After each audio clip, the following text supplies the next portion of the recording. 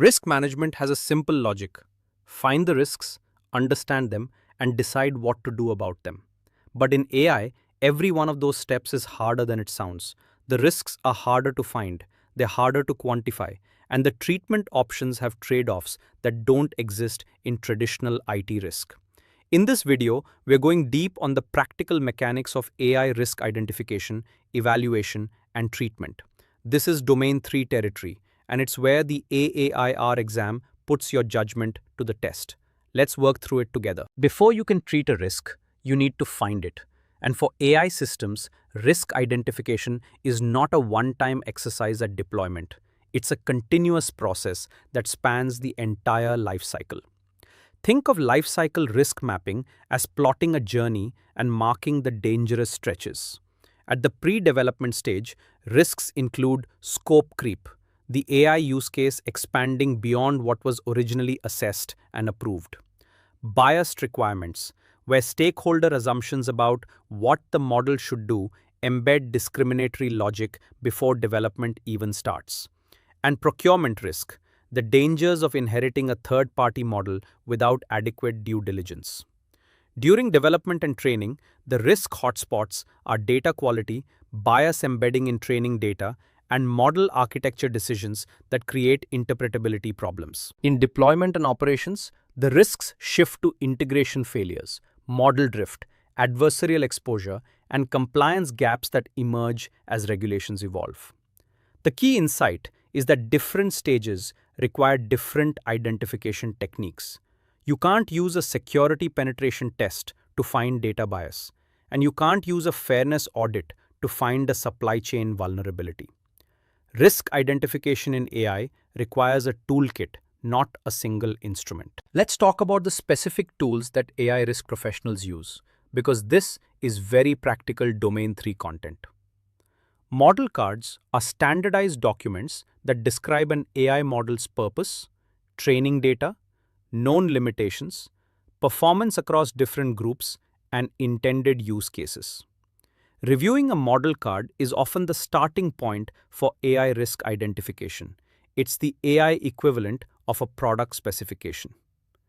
Data sheets for datasets do the same thing for training data, documenting data provenance, composition, collection methods, and known biases. If a vendor can't provide a data sheet for the data used to train their model, that absence itself is a risk signal. AI risk registers are structured repositories that capture identified risks, link them to specific AI systems, assign owners, and map them to controls. A well-maintained AI risk register is the operational backbone of your risk program. And risk assessment questionnaires, standardized sets of questions applied during AI system review, help ensure consistent risk identification across the portfolio. Automated risk discovery tools are emerging, using AI to scan AI systems for common risk patterns. But human judgment remains essential, particularly for novel AI use cases where automated tools haven't caught up yet.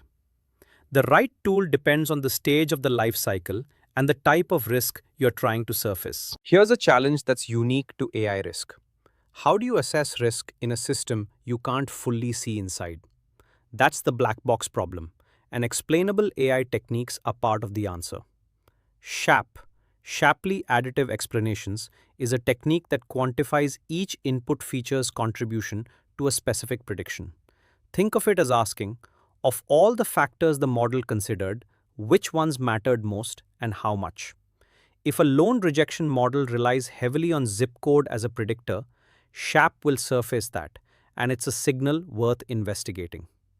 LIME, local interpretable model agnostic explanations, takes a different approach. Rather than explaining the whole model, it explains individual predictions locally. It creates a simplified interpretable model that approximates the complex model's behavior for a specific input. Feature importance analysis at a broader level helps risk professionals understand which inputs drive the model's decisions in general, not just for individual cases.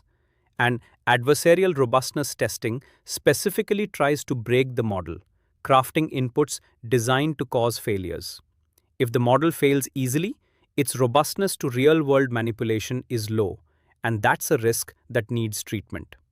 These aren't just technical tools, they're risk assessment instruments that help risk professionals see inside systems that were designed to be invisible. Once risks are identified, they need to be evaluated, and the method you choose should match the nature of the risk and the decision you need to make. Quantitative methods bring precision. Monte Carlo simulation lets you model uncertainty by running thousands of scenarios with different input assumptions and observing the distribution of outcomes. If you're assessing the financial impact of a model failing on a specific percentage of transactions, Monte Carlo gives you a probability distribution, not just a point estimate. Bayesian risk scoring incorporates prior knowledge and updates as new evidence emerges, useful for AI risks that evolve over time. Qualitative methods bring depth and capture what quantitative methods can't.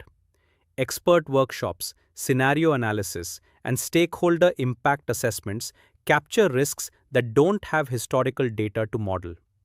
For many novel AI risks, qualitative methods are the only option because the risk hasn't materialized before. Risk heat maps are a useful bridge between the two approaches.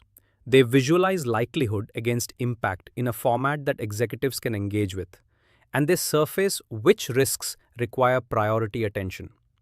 For AAIR candidates, the key is knowing when to use which approach and being able to defend that choice.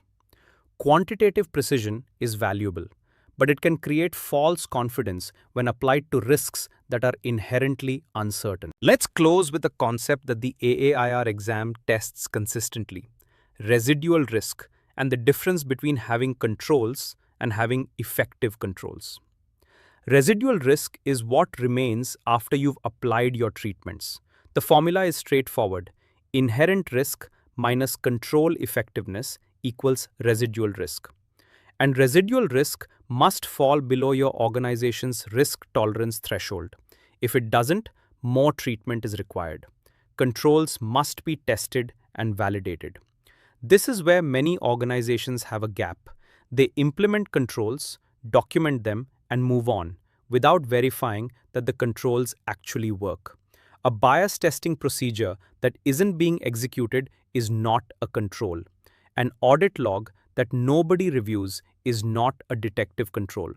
Validation means testing, running scenarios, collecting evidence, and confirming that controls perform as designed.